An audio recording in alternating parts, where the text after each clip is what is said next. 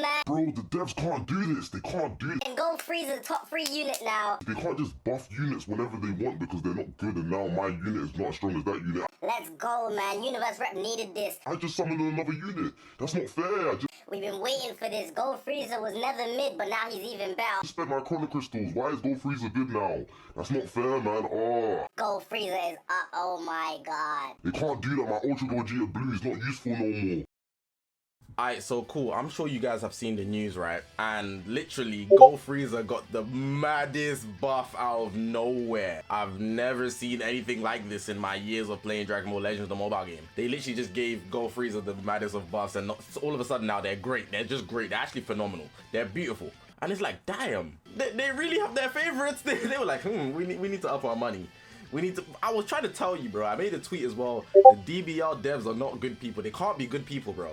Double Ultra, bro, another video on that coming as well. And then they're just gonna buff GoFrieza because they feel like it. But I guess there was people complaining, but they made them hella good, and we're gonna dive into that in this video. So if you haven't already, make sure to press that subscribe button. We're on this grind to 50,000 subscribers. Not gonna hold you guys up any longer, man. This is actually wild. I can't believe the devs are just doing this, but it opens up doors for a lot of other things, which I'm gonna talk on later. Let's get into the video now. Okay, so the devs have this tweet here. You can see here, announcement regarding GOKU and Final Form Frieza. Several adjustments to the abilities of recently released Legends Limited GOKU and Final Form Frieza, then it gives their DBL code, are planned to be implemented soon. Please see the posted image for more details. So they just basically explain here, there was some issues that become apparent. It says here, the Rise and Rush counter is difficult to activate under certain circumstances due to a lack of survivability. The character is often defeated early on in battles. This character lacks in combo capabilities when GOKU is the active character. We knew that addressing these issues would involve taking considerable measures, so they were thoroughly discussed internally. In the end, it was decided that changes must be made in order to bring greater satisfaction to all the players who joined the anniversary celebration and acquired this character. So they're basically saying, if you didn't summon, GG's for you, because everybody who did's better than you now. It's crazy. That's basically what I heard. That's what I read. I have them, so I'm not tripping too much. I find it funny. But really and truly, this is wild. This is a very rare occurrence where they're just making a unit insane. And I guess if it was like a minor tweak where it just makes them fix the bugs and whatnot, that's cool. I would respect that. But it's not. Like, the upgrade you're going to see is wild. So it says here, therefore, the decision has been made to take exceptional action in this singular instance to directly buff this character instead of using the unique equipment for other means to strengthen it. So they're literally like, you know what? We usually just give a unique equipment like Super Saiyan 4 Gogeta. If you guys went around, LF Super Saiyan 4 Gogeta was actually average on release. He was good depending on your star level, of course, but for most users he was average, and they had to literally give him a plat, and he was like the first line of plats that we've been seeing for these LF characters. So he's the like first one. With that being the case, they said, nah, we're not doing what we used to do. We're just gonna give him a buff straight into that kit. Direct shots. We're not even taking any time with this. You can see here, it says on special arts activation, draws a card, activates twice. This is on Goku side. Increases draw speed, restores vanishing gauge when he switches to Frieza, -10 to arts cost. Bro, why are they doing so much? They're doing a lot. They're doing a lot. When this character enters the battlefield, reduce damage received by 10%, reduce enemy key, destroys one card, character tag and switch to Goku, damage inflicted. Bro, adjustments to Frieza, draw a strike arts card next, restores health. Bro, card cost down, restores own key by 25, plus 20% inflicted by allies, tag universe rep. Some of these are like similar to what they would already have, but there was bits that I just implemented in, like drawing extra cards is wild. Like, bro, this is actually helpful for them. But this is the big thing. So and when enemy activates Rise and Rush while the characters on standby. Addition, shortened own sub count by 7. So now the odds of you getting Rise and Rush counted is like 10-fold because they can just switch in instead of being on a cover change. Cancels enemy buff effect as well, which is very, very unnecessary. Universe rep already has that. Like, bro, Kid Buu does that as well. Imagine him on the leaders. Hey, I'm pretty sure Kid Buu does that anyways. When Rise and Rush counter activates, comboable with special move arts. So if you get countered, you can get blue carded immediately. Damn!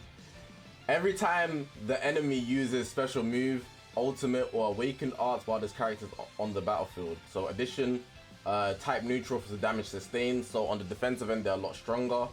For 5 timer counts, activates 3 times. Cancels own attribute downgrades and abnormal conditions, and he shortens sub count for allies by 5 timer counts, so they can just switch out. And then if there's a defeated battle member while this character enters the battlefield, you can switch back out to the ally for a quicker amount of time. In a quicker amount of time. And on top of that, remember this, so if they rush, then you can come back in and counter it. It's ridiculous. This is ridiculous. Great changes to the unit though. I will say this shows that they know how to make a unit good. They're not oblivious, but if they do make a unit bad, they're choosing to do so, which is wild. But these changes are dope. These changes are dope. They really made GoFrieza like a top 1 unit basically. They're in competition with the top 1 unit, top one hit, top 1 Rose, top 1 Kid Buu, top 1 UGB, not even anymore. Damn. Hey, I want my favorite unit to get that, man. They better give UVB top 1 material then be like, oh wait, it's not enough. You thought we was finished? Let's add some more. That's what I need, man. But this is dope. At least they're open to actually doing this to units, so we can see it in the future, hopefully, because this seems like a very rare occurrence to me and everybody else. It should be as well. Now, I feel like if you're not a GoFrieza lover, this is the main part for you. So it says, regarding the future of Legends Limited characters, while we're still in early stages of discussion, some means of adding unique value to Legends Limited characters similar to Ultra abilities for Ultra characters is currently being considered. Rest assured that any additions will be made to existing Legends Limited characters as well. More information will be announced when available. The management team is working hard to bring even more fun and excitement to all our players. We hope you continue to enjoy Dragon Ball Legends. Dragon Ball Legends management team.